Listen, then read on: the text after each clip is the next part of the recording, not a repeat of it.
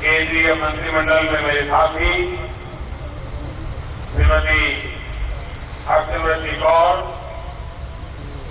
केंद्र में मंत्रिमंडल के मेरे साथी, इसी धरती के संतान श्रीमान विजय सांबला जी, भारतीय जनता पार्टी पंजाब के अध्यक्ष श्रीमान कमल शर्मा जी,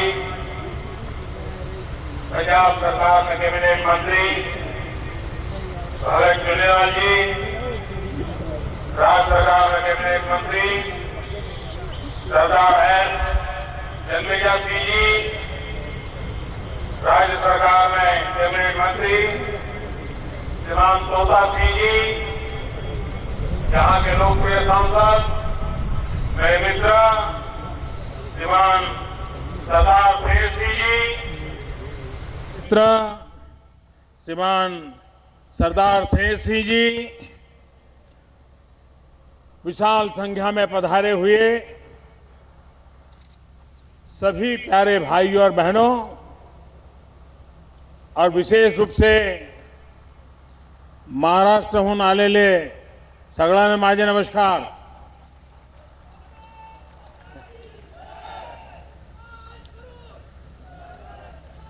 बोले सो निहाल, बोले सो निहाल. शहीदों, शहीदों, शहीदों. आज मेरे लिए बड़ी प्रेरक घड़ी है. एक नई प्रेरणा जिनका नाम कानों पर पड़ते ही देश के हर नागरिक को मिलती है. ऐसे सरदार भगत सिंह जी, सुखदेव, राजगुरु, बटुकेश्वर दत्त और भगत सिंह जी की माता जी, जिस धरती पर एक वीर माता के साथ भारत मां के प्यारे लाडले 4 वीरों की समाधि को नमन करने का मुझे अवसर प्राप्त हुआ.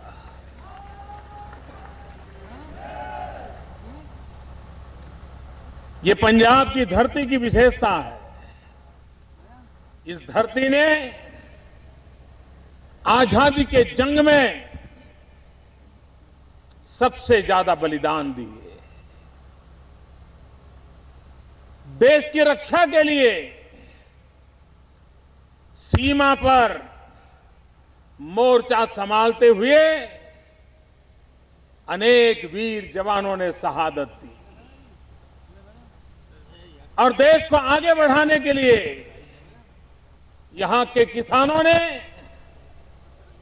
अपना पसीना बहा करके देश के अन्न के भंडार भर दिए. ये ऐसी धरती है जिसने आजादी के पहले भी यहां के लोग देश के लिए जिए और आजादी के बाद भी यहां के लोग देश के लिए जी रहे हैं. मैं इस धरती को, यहां के सभी वीरों को, यहां के सभी वीर माताओं को आदरपूर्वक नमन करता हूं.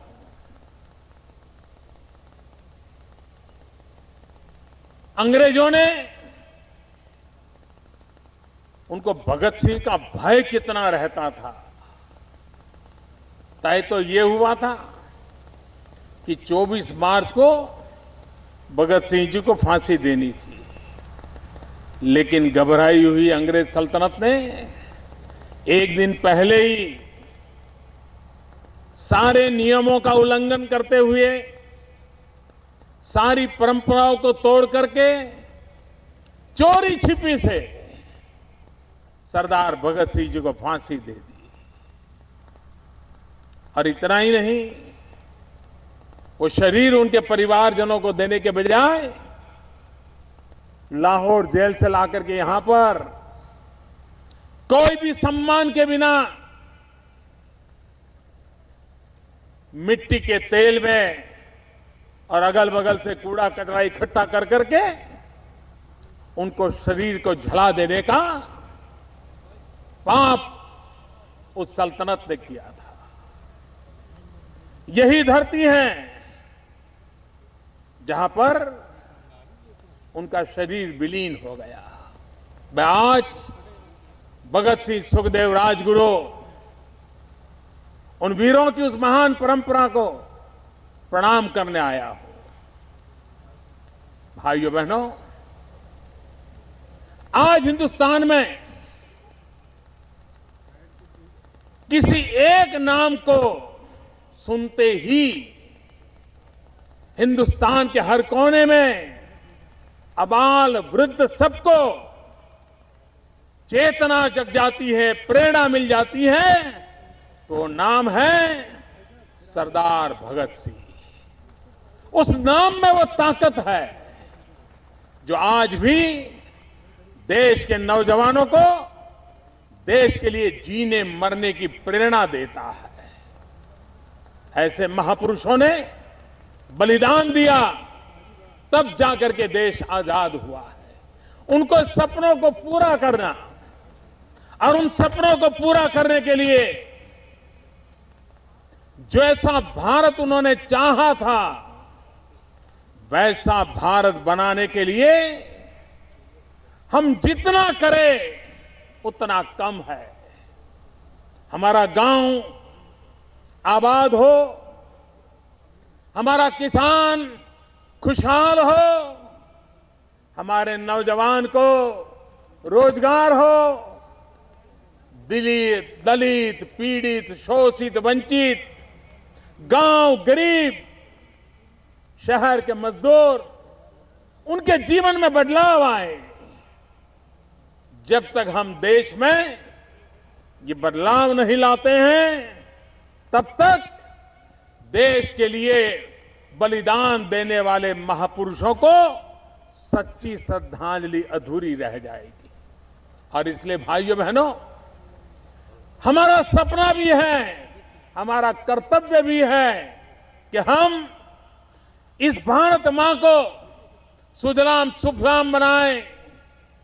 ये भारत मां, यहां के नौजवान अपनी आशा आकांक्षा के अनुकूल जीवन में नई ऊंचाइयों को पार कर सके, हर एक को अवसर मिले विकास के, ऐसे देश की नई ऊंचाइयों पर ले जाने का प्रयास ये हम सबका दायित्व बनता है। और तब जाकर के इन महापुरुषों को सच्ची श्रद्धांजलि होगी। हमने एक सपना देखा है, 2022 जब भारत की आजादी के 75 साल होंगे, हमारे देश में 75 साल एक अमृत पर्व होता है। इस अमृत पर्व का विशेष महत्व होता है। क्या हम 2022 में जब अमृत पर्व मनाएं, तब इस देश में कोई भी परिवार ऐसा न हो जिसके पास रहने के लिए अपना घर न हो। भाइयों बहनों, आज भगत सिंह जी की समाधि पर मैं आया हूं, उस महापुरुषों के बलिदान को याद करता हूं और मन करता है कि हम जी जान से जुड़ जाएं और देश के गरीब से गरीब व्यक्ति को भी जब आजादी का अमृत पर्व मनाए तब उनका अपना घर मिल जाए। 2019 महात्मा गांधी के 150 साल होंगे। महात्मा गांधी के 150 साल कैसे मनाए? क्या हमारे देश के महापुरुषों को हम स्वच्छ भारत नजराने के रूप में नहीं दे सकते? क्या यह भारत के 125 करोड़ नागरिकों की जिम्मेवारी नहीं है कि हमारी भारत माता, जिसके लिए इतने लोगों ने बलिदान दिए, वो भारत माता हम स्वच्छ तो रखें, साफ सुथरी रखें, इस दायित्व को हम निभाएं और स्वच्छ भारत का सपना महात्मा गांधी के 150 हो तब तक हम पूरा करें। हर गांव, हर गली, हर परिवार, हर कोई अपने दायित्व को निभाएं। और आज 23 मार्च राम मनोहर लोहिया जी का भी जन्म जयंती का अवसर है। और राम मनोहर लोहिया जी एक ऐसे राजपुरुष थे, जब वो राजनीतिक आंदोलन चलाते थे तो अपनी विचारधारा के साथ साथ एक बात का ख्याल रखते थे, और वे स्वच्छता का आंदोलन अपनी जवानी में चलाया करते थे। राम मनोहर लोहिया स्वच्छता का आंदोलन लगातार चलाया करते थे। आज उनकी भी जन्म जयंती है, भगत सिंह की शहादत का पर्व है, और भारत माता के लिए जीने वाले इन लोगों को जब याद करते हैं, तब हमारी भारत माता स्वच्छ हो, विकास की नई ऊंचाइयों पर पार करने वाला हर नागरिक को अवसर हो, इस दिशा में हम देश को आगे बढ़ाना चाहते हैं। मेरे किसान भाइयों बहनों, पंजाब ने देश को भूख से बचाया है, देश को अन्न देने का पुण्य का काम पंजाब के किसान ने कहा किया है। लेकिन आज पंजाब में पानी जमीन में गहरा होता जा रहा है, डेंजर रेखा से भी नीचे चला गया है। पानी परमात्मा का दिया हुआ प्रसाद है, पानी को बचाए बिना हम न खेती बचा सकते हैं, न जीवन बचा सकते हैं। और इसलिए मैं पंजाब के किसान भाइयों बहनों से आग्रह करूंगा कि हम फसल पैदा करें, आधुनिक विज्ञान का उपयोग करें, पर drop more crop, micro irrigation, टपक सिंचाई हो, स्प्रिंकलर हो, बहुत सारी चीजें आज विज्ञान ने स्वीकार की है। कभी कभी हम जब तक हमारा किसान खेत लबालब पानी से भरा हुआ न हो, तब तक उसके आंखों को चैन नहीं पड़ता। उसको लगता है कि पूरा खेत पानी से पूरी तरह भरा होगा तभी फसल होगी। मेरे किसान भाइयों बहनों, मैं भी गरीब परिवार से आता हूं। मैंने इन सारी चीजों को निकट से देखा है, और इसलिए मैं आपको कहता हूं कि विज्ञान बदल चुका है।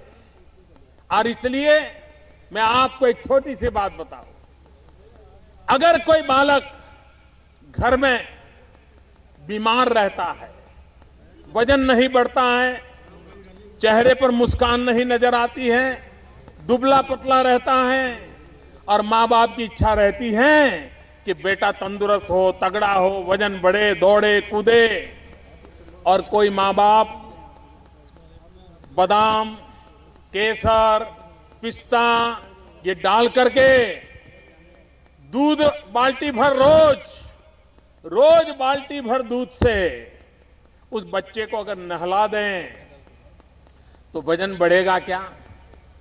चेहरे पर मुस्कान आएगी क्या? तबीयत ठीक होगी क्या? आप भी जानते हैं, नहीं होगी। केसर, पिस्ता, बादाम वाला दूध हो, बाल्टी भर दूध हो, रोज दूध से नहलाते हो, लेकिन उसके शरीर में फर्क नहीं पड़ेगा। लेकिन अगर समझदार मां चम्मच में एक एक चम्मच दूध पिलाएगी, रोज 10 चम्मच, 15 चम्मच, 20 चम्मच पिलाना शुरू कर देगी, तो उसका वजन बढ़ने लगेगा कि नहीं लगेगा? शरीर तंदुरुस्त होगा कि नहीं होगा? जो स्वभाव बच्चे का होता है वही स्वभाव फसल का होता है। और इसलिए फसल को भी ढेर सारा पानी देने से फसल अच्छी होती है, ये पुराने विचारों को छोड़ना पड़ेगा। बूंद बूंद पानी पिलाने से फसल ज्यादा होगी, अच्छी होगी, कम जमीन में भी ज्यादा पैदावार होगी, और तब जाकर के पंजाब में जो पानी नीचे चला जा रहा है वो पानी ऊपर आएगा।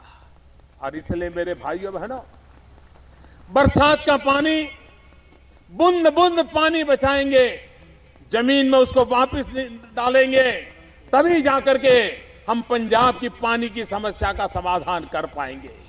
हमारे पास नहरों का इतना बड़ा नेटवर्क है, लेकिन जितनी मात्रा में पानी जाना चाहिए जा नहीं पा रहा है। शुरू के इलाके में तो पानी पहुंचता है, लेकिन नहर का जहां आखिरी इलाका है वहां पानी नहीं पहुंचता। हमने एक योजना बनाई है, प्रधानमंत्री कृषि सिंचाई योजना। इस प्रधानमंत्री कृषि सिंचाई योजना के तहत हमारा सपना है कि हिंदुस्तान के किसान के खेत तक पानी पहुंचाया जाए, नदियों को जोड़ा जाए, पुरानी नहरों को ठीक किया जाए, नई नहरों को बनाया जाए। लेकिन अगर किसान को पानी पहुंच गया तो मैं विश्वास दिलाता हूं, मिट्टी में से सोना पैदा करने की ताकत मेरे किसान भाइयों बहनों में है और वो हिंदुस्तान की आर्थिक स्थिति को बदल सकते हैं। उस काम की ओर हमने जाना है। मुझे आज मेरे किसान भाइयों बहनों को मेरी एक चिंता भी मुझे बतानी है, और वो चिंता, मैं देख रहा हूं कि ज्यादा फसल के मोह में आज हम ऐसी ऐसी गलतियां कर रहे हैं कि जिसके कारण हमारी जमीन बर्बाद हो रही है, जमीन अपनी ताकत खो रही है। अगर धरती माता अपनी ताकत खो देगी तो इस धरती मां पर पलने वाले बच्चों का पालन पोषण कैसे होगा? हम जिस प्रकार से केमिकल फर्टिलाइजर का उपयोग करते हैं, पंजाब का क्या हाल करके रखा है मेरे किसान भाइयों बहनों। हमने कितनी मात्रा में कौन सा चाहिए, फसल में खाद डालना चाहिए, हम कैसी बड़ी गलती कर रहे हैं। वैज्ञानिकों का कहना है, विज्ञान में सिद्ध हुआ है कि जितना पोटाश का उपयोग करते हैं उससे 4 गुना से ज्यादा नाइट्रोजन का उपयोग फसल भी बर्बाद करता है, जमीन भी बर्बाद करता है।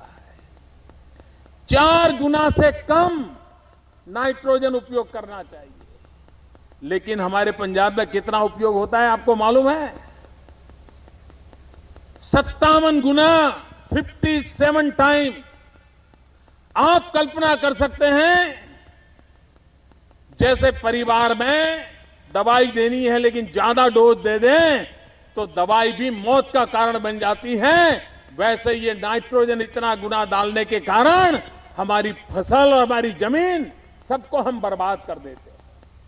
मैं पंजाब के किसानों से आग्रह करता हूं कि आप देश को दिशा दीजिए, आप देश का नेतृत्व कीजिए और तय कीजिए कि जितने अनुपात में फर्टिलाइजर चाहिए उससे ज्यादा डालने का पाप हम नहीं करेंगे, हम गलती नहीं करेंगे। इतना ही नहीं, फास्फोरस, पोटाश से फास्फोरस डबल से ज्यादा उपयोग नहीं करना चाहिए, वरना खेती बर्बाद हो जाती है। लेकिन हम क्या करते हैं? पंजाब के अंदर पोटाश से फास्फोरस का उपयोग 13 गुना करते हैं, 13 गुना, जबकि 2 गुना से ज्यादा नहीं करना चाहिए। मुझे बताइए मेरे किसान भाइयों बहनों, पंजाब का गांव, पंजाब का किसान, पंजाब की फसल जिस पर पूरा हिंदुस्तान जी रहा है, अगर वही बर्बाद हो जाएगा तो पूरा देश भूखा मर जाएगा। और इसलिए मेरे किसान भाइयों बहनों, मैं आपसे आग्रह करने आया हूं कि आप विज्ञान, आधुनिक यंत्र और जिसमें सरकार पूरी मदद करती है, आप इसका सही उपयोग करें। ये दुरुपयोग तत्काल तो हमें अच्छा लगता है, लेकिन लंबे समय के लिए हमारा बहुत नुकसान करता है। और इसलिए मेरे किसान बहनों, उससे बच के रहना चाहिए, ये मैं विशेष रूप से आग्रह करने आया हूं। सरकार ने किसानों के लिए एक महत्वपूर्ण योजना बनाई है। इस योजना को हमने लागू किया है और आप तक हम पहुंचाना चाहते हैं, और वो है सॉइल हेल्थ कार्ड। जैसे नागरिक का हेल्थ कार्ड होता है, उसकी शरीर कैसा है, ब्लड कैसा है, तबीयत कैसी है, कमियां क्या है, वो हेल्थ कार्ड से पता चलता है। वैसा ही जैसे इंसान के शरीर का स्वभाव है, वैसा ही जमीन का भी स्वभाव है।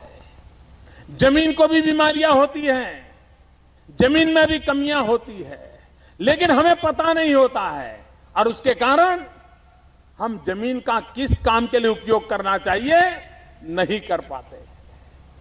इस बात को समझाने के लिए गांव-गांव किसानों को सॉइल हेल्थ कार्ड देने की सरकार ने योजना बनाई है। आपकी जमीन कैसी है, आपकी जमीन की तबीयत कैसी है, आपकी जमीन में कौन सी कमियां हैं, आपकी जमीन में कौन सी फसल ज्यादा अच्छी हो सकती है, आपको अगर दवाई डालनी है तो कौन सी दवाई की जरूरत है, आपको अगर फर्टिलाइजर डालना है तो कौन सा फर्टिलाइजर डालना है, कितना डालना है, ये सारी बातें सॉइल हेल्थ कार्ड से पता चलती है। और सॉइल हेल्थ कार्ड से अगर योजना करके किसान काम करता है, मैं विश्वास दिलाता हूं मेरे किसान भाइयों बहनों, छोटे किसान को भी साल का 40-50 हजार रुपया जो ज्ञान के अभाव में फालतू में खर्चा होता है वो बच जाएगा। मेरे किसान को बहुत बड़ा फायदा होगा और इसलिए एक बहुत बड़ा काम पूरे देश में हमने चलाया है सॉइल हेल्थ कार्ड का। और मुझे विश्वास है कि हमारे पंजाब के किसान भी इस बात की चिंता करेंगे। मेरे किसान भाइयों बहनों, एक तो पिछले साल बारिश कम हुई, हिंदुस्तान के कई राज्यों में कम बारिश के कारण किसानों को नुकसान हुआ, कहीं पर सूखा पड़ गया और ऊपर से अभी ओले गिरे। मैं जानता हूं किसानों पर कितनी बड़ी आपत्ति आई है। मैंने भारत सरकार के अधिकारियों को, मंत्रियों को आदेश किए हैं, सर्वे का काम शुरू हुआ है। राज्य सरकार, भारत सरकार मिलकर के आपके इस संकट की घड़ी में आपके साथ है। आपको जो नुकसान हुआ है, हमारा किसान टिक सके, जितनी भी मदद सरकार कर सकती है उसमें सरकार किसी भी हालत में पीछे नहीं रहेगी, ये मैं आपको विश्वास दिलाना चाहता हूं। मेरे भाइयों बहनों, आज जब मैं सरदार भगत सिंह जी की शहादत के इस पावन पर्व पर इस पवित्र धरती पर आया हूं, तब मैं सरकार ने बजट में घोषणा की है, क्योंकि पंजाब और किसान उसका अटूट नाता है, पंजाब और जवान उसका अटूट नाता है। और इसलिए अमृतसर में किसानों के लिए उपयोगी हो ऐसी institute for horticulture research and education, इसका आरंभ किया जाएगा। और आज मैं जब यहां आया हूं तब इस नई इंस्टीट्यूट, उसको हम Sardar Bhagat Singh post graduate institute for horticulture research and education इस रूप में निर्माण करेंगे, ताकि किसान, पंजाब की जो नई पीढ़ी है, उस नई पीढ़ी को उसके कारण अनेक गुना लाभ मिलेगा। भाइयों बहनों, भारत सरकार की यह सोच है कि अगर देश को आगे बढ़ाना है तो राज्यों को आगे बढ़ाना पड़ेगा। अगर हमारे राज्य मजबूत नहीं होंगे तो देश मजबूत नहीं हो सकता। अगर राज्य आगे नहीं बढ़ेंगे तो देश आगे नहीं बढ़ सकता। और इसलिए हमारी नई सरकार की हर योजना राज्यों को मजबूत बनाने की है। अभी इस बार 14th फाइनेंस कमीशन के रिपोर्ट के आधार पर अकेले पंजाब को कितना बड़ा लाभ होने वाला है, पंजाब इस रुपयों का सही उपयोग करके कितना आगे बढ़ सकता है, इसका मैं भली भांति अंदाज कर सकता हूं। और मुझे विश्वास है कि बादल साहब के नेतृत्व में प्रगतिशील निर्णयों के द्वारा पंजाब के जीवन को बदलने में ये रकम बहुत काम आने वाली है। पहले पिछले पंचवर्षीय योजना में भारत सरकार की तरफ से पंचवर्षीय योजना के तहत पंजाब को 20,000 करोड़ रुपया मिला था। भाइयों बहनों, आने वाले 5 साल के लिए ये रकम बढ़ा करके 54,000 करोड़ रुपया कर दी जाएगी, डबल से भी ज्यादा।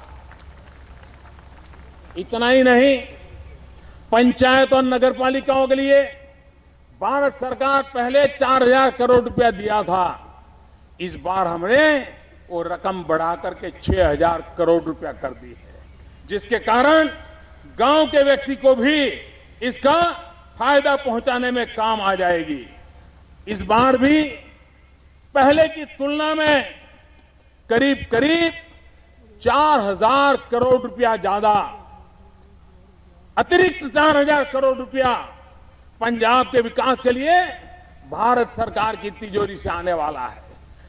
स्थिति ऐसी हो गई है, एक जमाना था कि दिल्ली के खजाने में देश की सभी तिजोरियों का करीब 60-65% पैसा रहता था। राज्यों के पास 35-40% रहता था। हमारे आने के बाद चित्र हमने बदल दिया है। अब राज्यों के पास करीब करीब 60-62% राशि रहेगी और केंद्र के पास सिर्फ 38% राशि रहेगी और राज्य मजबूत होंगे, राज्य विकास की नई ऊंचाइयों को पार करेंगे। उस दिशा में हम काम कर रहे हैं।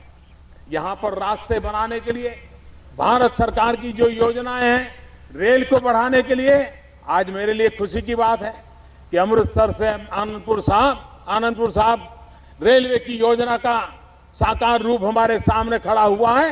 गर्व की बात है। आनंदपुर साहब यात्रियों के लिए एक मुख्य धाम है और किसी को भी हिमाचल में भी कहीं जाना है तो आनंदपुर साहब से ही जाते हैं। चिंतपूर्णी जाना है, ज्वालाजी जाना है तो वहीं से जाते हैं। इस पूरे इलाके को इसका लाभ मिलने वाला है। एक प्रकार से विकास की नई ऊंचाइयों को पार करने की दिशा में हम लगातार प्रयत्नरत हैं और मैं आपको विश्वास दिलाता हूं, मेरे पंजाब के किसान भाइयों बहनों, आपने कभी सोचा था कि किसान 60 साल के बाद उसको कभी पेंशन मिल सकता है? सरकारी मुलाजिम को तो पेंशन मिल जाता है, किसान को पेंशन मिल सकता है क्या? 60 साल के बाद हर महीना उसको चेक मिल सकता है क्या? मेरे किसान भाइयों बहनों, इस बार भारतीय सरकार ने एक योजना बनाई है जिसमें पब्लिक प्राइवेट पार्टनरशिप के मॉडल पर किसान को 60 साल के बाद अगर इस योजना के साथ वो जुड़ जाता है तो उसको हर महीना 5,000 रुपया पेंशन की राशि मिल सकती है। हमारे देश के किसान का बुढ़ापा भी सुख और शांति और गौरव से बीते, उस दिशा में काम करने का एक अहम कदम इस बार हमने बजट में उठाया है। भाइयों बहनों, इन दिनों किसान को गुमराह करने के लिए भांति भांति के प्रयास हो रहे हैं।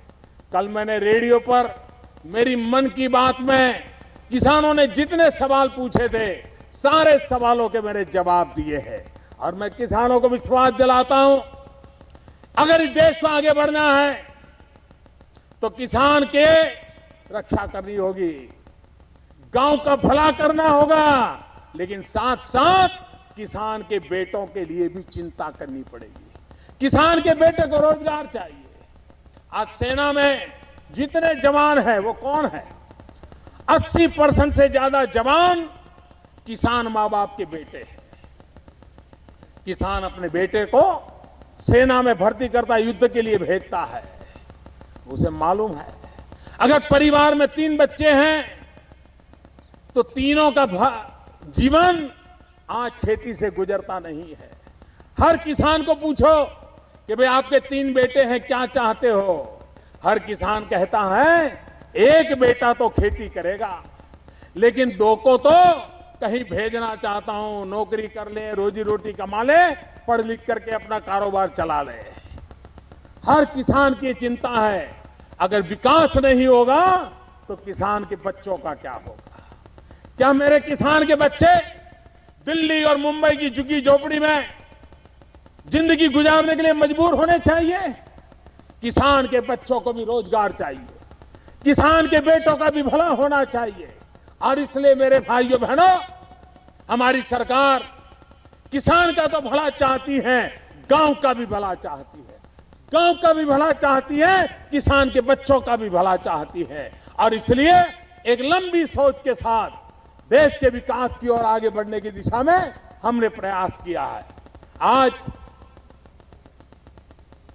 वीर सरदार भगत सिंह जी के आशीर्वाद मिले, सुखदेव राजगुरु के आशीर्वाद मिले, भगत सिंह जी की माता जी के आशीर्वाद मिले, हमारा देश विकास की नई ऊंचाइयों को पार करे और नई ऊंचाइयों को पार करते करते हम आगे बढ़े। भाइयों बहनों, हमारे देश को भ्रष्टाचार ने तबाह कर दिया, बर्बाद कर दिया। कैसा कैसा भ्रष्टाचार हुआ है मैं आपको बताना चाहता। कोयला, जब मैं चुनाव में यहां इस इलाके में आया था, मैं कोयले की चोरी की बात कर रहा था, तो हमारे पुराने जो लोग सरकार में बैठे थे वो बड़े गुस्सा हो जाते थे। सीएजी ने कहा था 1,74,000 करोड़ रुपया अकेले कोयले में घोटाला हुआ है। यह आंकड़ा इतना बड़ा था कि लोगों के गले नहीं उतरता था। लोगों को यह तो लगता था यार भ्रष्टाचार तो किया होगा, इनकी आदत है, लेकिन इतना नहीं हो सकता है, ऐसा लोग मानते थे। फिर भी लोगों का गुस्सा था। और कुछ लोग तो ऐसे थे, वो कहते थे जीरो थियरी, जीरो थियरी। 1 नया पैसे का घाटा नहीं हुआ, 1 नया पैसे का घोटाला नहीं हुआ, ऐसा कहते थे। भाइयों बहनों, 204 कोयले की खदान भ्रष्टाचार के कारण गुस्से में आकर के सुप्रीम कोर्ट ने रद्द कर दी। अब हमारे आते ही ये हुआ। पाप उन्होंने किया था, बिजली के कारखाने बंद हो जाए ऐसी नौबत आ गई। कारखानों में कोयला नहीं जाएगा तो कारखाने बंद हो जाएंगे, स्थिति पैदा हो गई।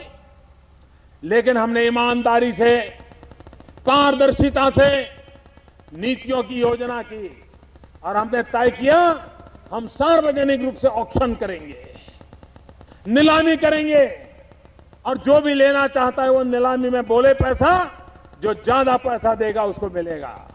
भाइयों बहनों, क्या हुआ? 204 में से अब तक सिर्फ 20 खदानों का नीलामी हुई है। अभी तो 180 खदानों की नीलामी बाकी है। 204 खदानों में 1,74,000 करोड़ घोटाले की बात हुई थी, लेकिन ये घोटाला तो उससे भी बड़ा निकला। 204 में से सिर्फ 20 की नीलामी हुई है। और आपको जानकर के आनंद होगा कि दिल्ली में आपने ईमानदार सरकार बिठाई है, उसका परिणाम ये आया है कि अब तक करीब करीब 2 लाख करोड़ रुपया सरकारी खजाने में आना तय हो चुका है। 180 खदान बाकी है। सब खदाने जाएगी तो कितना बड़ा भंडार मिलेगा। ये रुपया किसके काम आएगा? गांव के काम आएगा, गरीब के काम आएगा, किसान के काम आएगा, देश विकास की नई ऊंचाइयों पर जाएगा। कोयला छोड़िए, इन्होंने कोई जगह पाप करने के लिए छोड़ी नहीं। भाइयों बहनों, ये भगत सिंह की आत्मा दुखी होती होगी इन लोगों के पाप के कारण। एलईडी बल्ब, बिजली बचाने के लिए एलईडी बल्ब लगाने की बात है। आपको मालूम है 2014 में सरकार ने एलईडी बल्ब कितने रुपयों में खरीदे? करीब करीब 300 रुपये में एक बल्ब खरीदा। हमने उसमें गहराई से काम किया, डिपार्टमेंट को लगाया, व्यापक रूप से काम करना तय किया, कंपनियों को भी दबाया। कोई रुपया वैसा देने की बात बंद करो, गरीब का भला करो। और आपको जान करके खुशी होगी, जो एलईडी का बल्ब 1 साल पहले कुछ सरकारों ने 300 रुपये में खरीदा था, आज उसकी कीमत 80 रुपये में हमने ला करके रख दी। 80 रुपये एक बल्ब पे 200 सवा 200 रुपये चोरी होते थे। भाई, करोड़ों बल्ब जाएंगे तो कितने रुपये जाते होंगे। भाइयों बहनों, आपने हमें ईमानदारी के लिए बिठाया है, ईमानदारी से काम करने के लिए बिठाया है, और उसका परिणाम है कि आज 300 रुपये में बिकने वाला एलईडी का बल्ब, जो भ्रष्टाचार के कारण रुपये खाए जाते थे, हमने उसकी कीमत 80-85 रुपया ला करके रख दिए। सरकार 80-85 रुपये में खरीदेगी और एलईडी का बल्ब पहुंचेगा, और उसके कारण गरीब से गरीब के घर में बिजली की बचत होगी, किसी का 200 रुपया बचेगा, किसी का 400 रुपया बचेगा, गरीब का हमें आशीर्वाद मिलेगा। भाइयों बहनों, ईमानदारी, देशभक्ति, अगर काम करने का जज्बा लेकर के सिर्फ देश के लिए जीना, देश के लिए मरना, इस संकल्प को लेकर के चलते हैं तो कितने उत्तम परिणाम आते हैं, ये आपके सामने मौजूद है। मैं फिर एक बार बादल साहब ने जितने विषय रखे हैं उन सभी बातों पर भारत सरकार गंभीरता से सोचेगी। उनके साथ भी मैं विस्तार से बातें करूंगा और भारत सरकार पंजाब के लिए जितना ज्यादा कर सकती है करने में कभी पीछे नहीं रहेगी। मेरा तो पंजाब से अनेक रूप से नाता है।